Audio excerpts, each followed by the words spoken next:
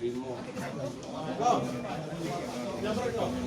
telah mengamankan seorang pelaku curanmor bernama inisial Agus, warga Kelurahan Ketapati, di mana pelaku mengambil motor yang berada di dalam pekarangan korban. Terus dia apa, kunci T atau menggunakan apa, Bu?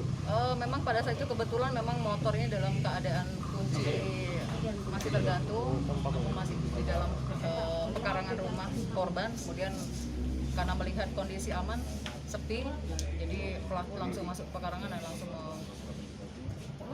melarikan barang bukti. Kemudian ada teriak massa. Kemudian pada saat itu juga jajaran operasional kami kebetulan sedang hunting dan langsung mengamankan pelaku yang dibawa ke polsek. Ini tunggal, Bu, ya? Tunggal.